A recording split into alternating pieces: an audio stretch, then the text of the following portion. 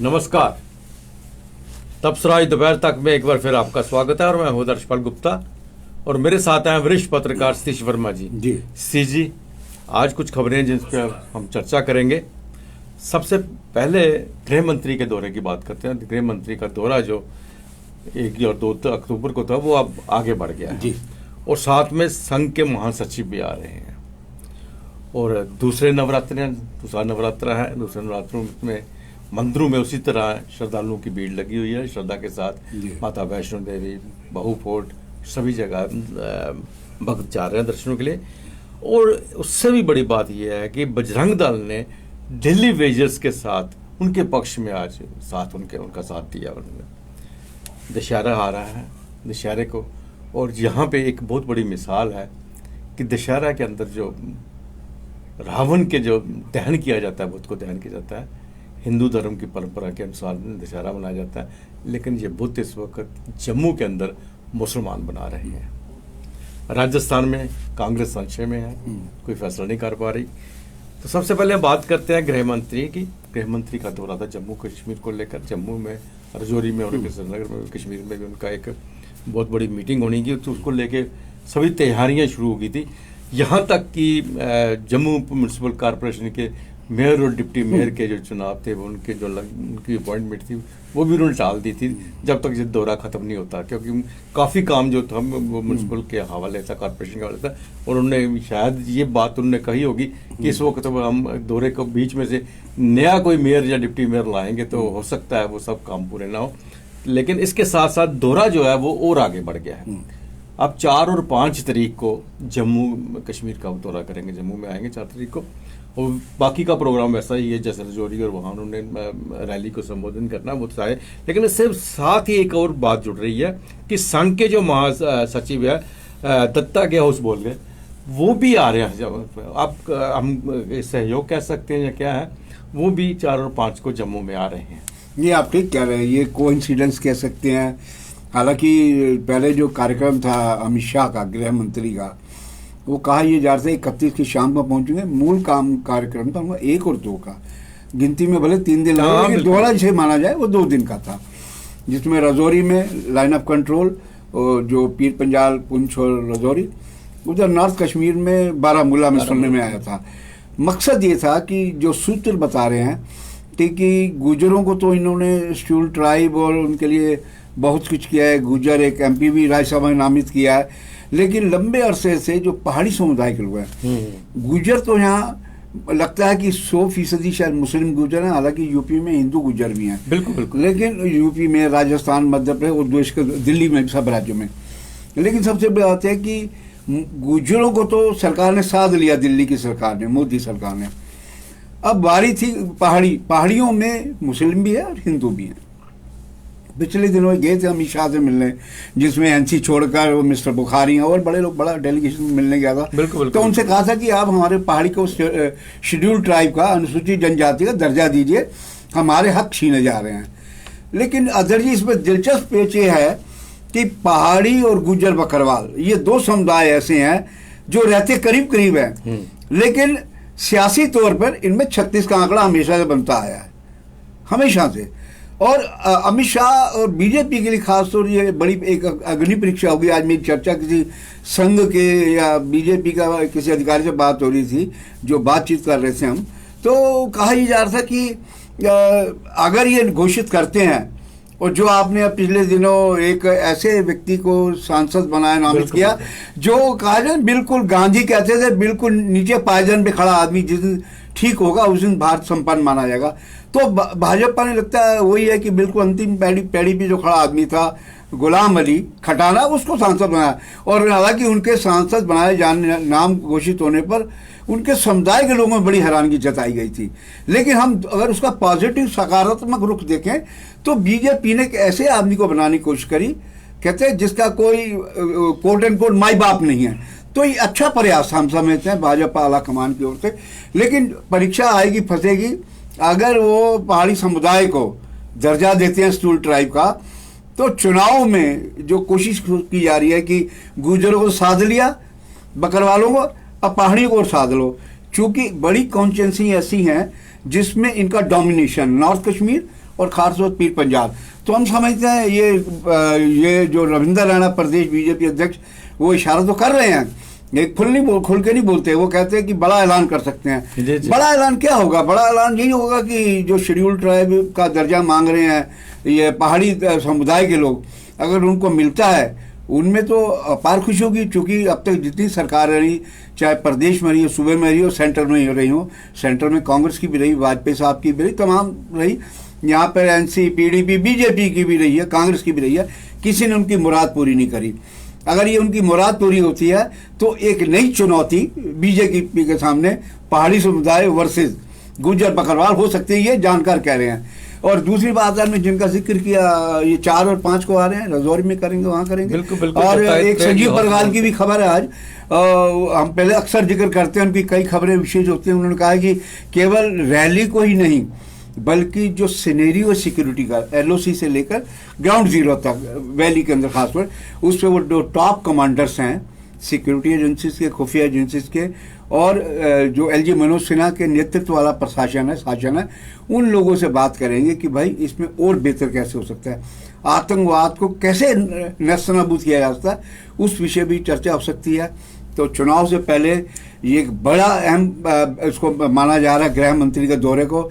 और आपको याद है कि इसी साल वो पहले शायद मार्च में आए थे जब CRPF का रेजिंग डे था, और उन्होंने यहाँ रहे थे, बातचीत भी हुई थी। और जहाँ तक बात करें दत्तात्रेय होसबोले जी, जो जनरल सेक्रेटरी हैं संघ के, वो 4 तारीख को भी आ रहे हैं। और सुनने में आया है, सूत्र बता रहे हैं कि वो 3 दिन रहेंगे यहाँ। और एक तो ये है कि संघ का दशहरे का पर्व भी मनाते हैं, संघ का एक बड़ा अपना तरीका होता है। और दूसरी बात यह है कि कहा यह जा रहा है कि संघ का ये स्थापना का 97वां साल, 97 ईयर्स संघ के हो जाएंगे।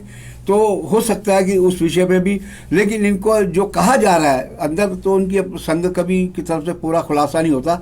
सुनने में जो ओपन आया पता चला कि वो जम्मू कश्मीर और लद्दाख आफ्टर 5 अगस्त और 2019 के बाद जो हालात बने, कितना आगे बढ़ा, जिस तरह कहा जाता है कि न्यू कश्मीर की परिकल्पना है प्रधानमंत्री की, लद्दाख में भी लद्दाख के लोगों की डिमांड थी कि यूटी बने। तो उन तमाम चीज़ों को बड़ी माटलूटली बारीकी से वो अपने कार्यकर्ताओं से, प्रतिनिधि मंडलों से मिलके उनसे फीडबैक लेंगे कि और क्या बेहतर किया जा सकता है। होसबोले बड़े कहा जाता है कि बड़े रणनीतिकार हैं, संघ में इनकी बड़ी डॉक्टर मोहन भागवत के बाद दूसरी पोजीशन है, और इनकी काफ़ी चलती है। इनकी कहा जाए कि रणनीतिक बड़े बेहतरीन रणनीतिकार हैं।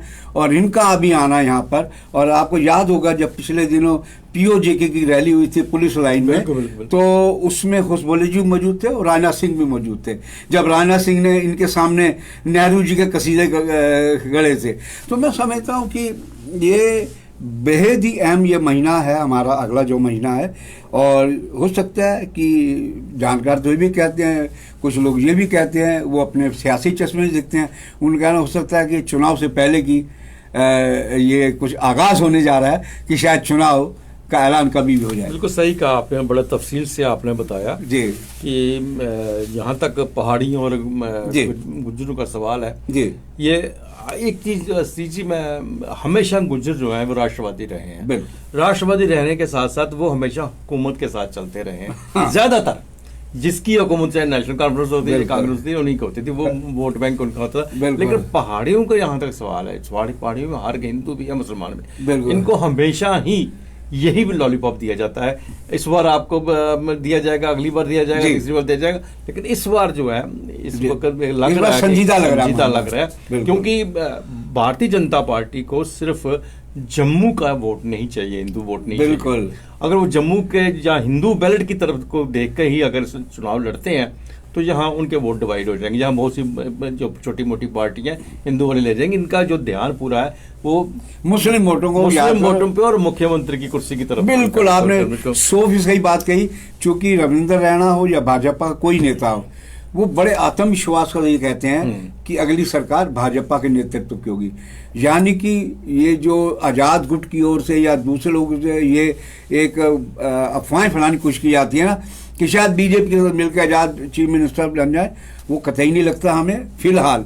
भारतीय जनता पार्टी बड़ी सोच समझ कर रणनीति चल रही है, इसे आजाद समझ रहे हैं, लेकिन आजाद शायद मजबूर है इन सब चीजों के करने के लिए। स्थिति आज एक बड़ी बात हुई है, बजरंग दल जो हमेशा प्रोटेस्ट करते रहे हैं और हर चीज के लिए बोलते रहे, आज पहली बार डेली वेजर्स के पक्ष में उतरे हैं, उनके साथ बैठ के उन्होंने बैठे हैं, उनका साथ दिए देने का वादा किया।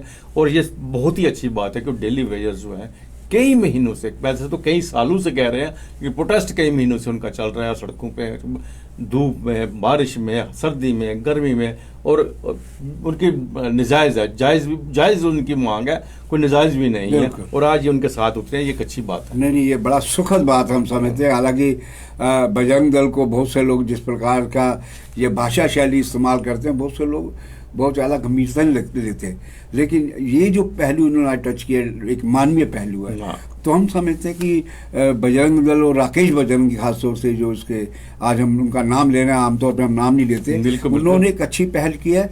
और हम समझते हैं युवा राजपूत के जो हैप्पी थे, उन्होंने पीछे एक बार कहा था कि हम डेली वेजर्स के लिए साथ संघर्ष करेंगे।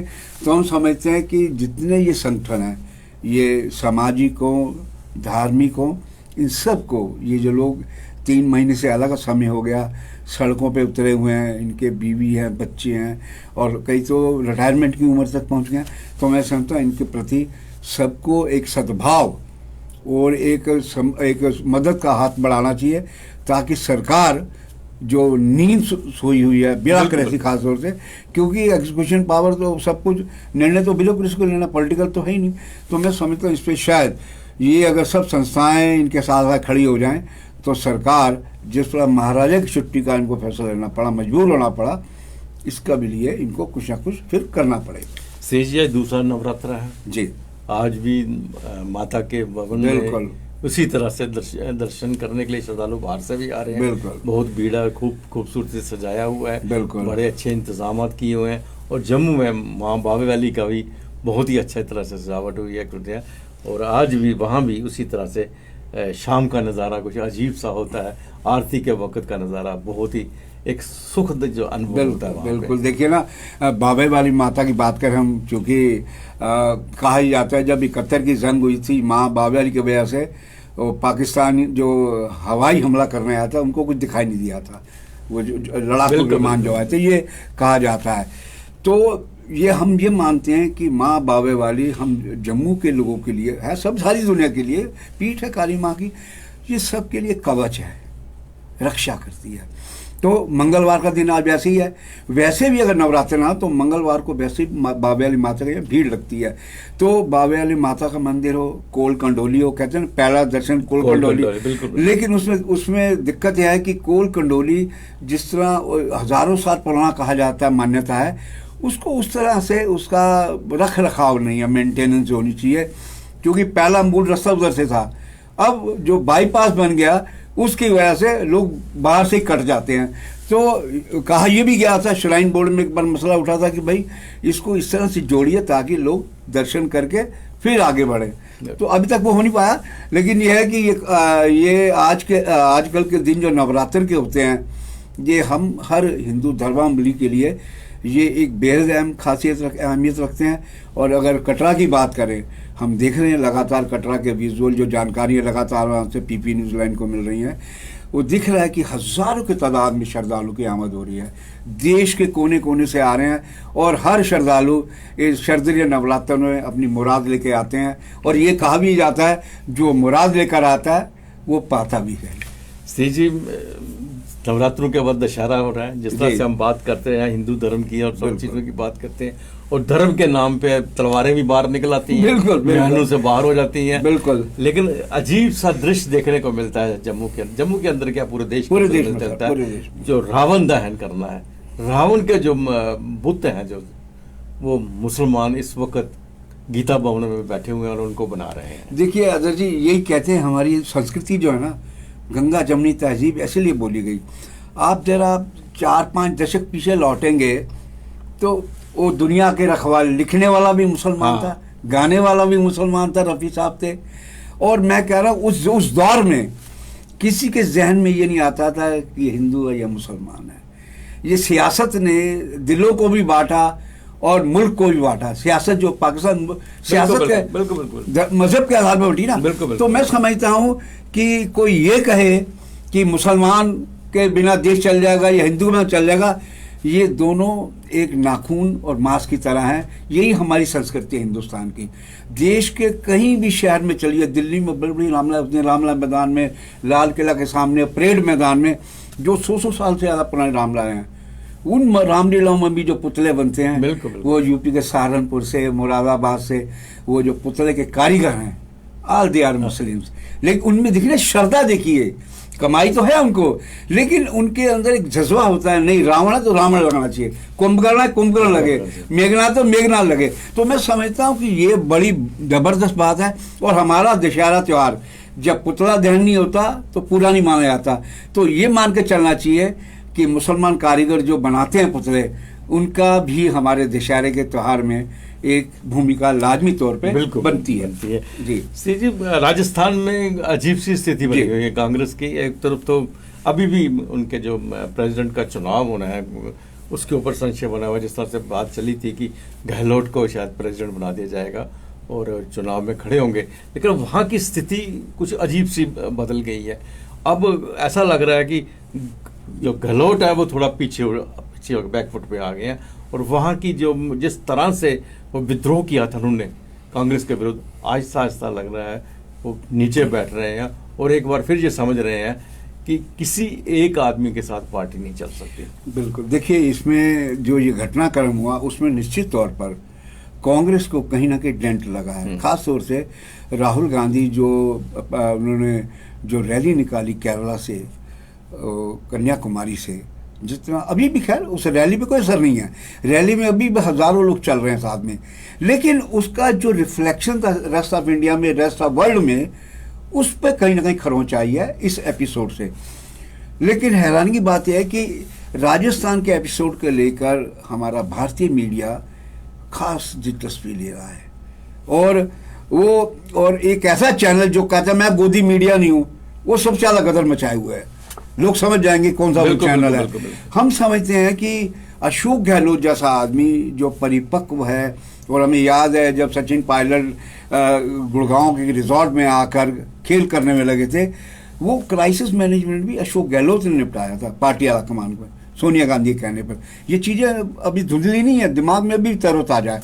तो मैं समझता हूँ कि एक ऐसा आदमी शख्सियत जिसको पार्टी का, उस पार्टी का जिस पार्टी में नेहरू तमाम तरह के बड़े कद्दावर नेता अध्यक्ष रहे हों, उस पार्टी का राष्ट्रीय अध्यक्ष बनने वाला, और वो कैसे इस तरह के ड्रामे करवाएगा? या तो भी कह सकते हैं कि उसकी गृह दिशा खराब थी, ग्रहों ने करवाया, उसके जो एडवाइजर थे या आर्थ गिर्द के लोग थे। तभी कहते हैं ना, सलाहकार हमेशा अच्छा रखिए, सलाहकार ही चढ़ाता है, सलाहकार ही डुबाता है।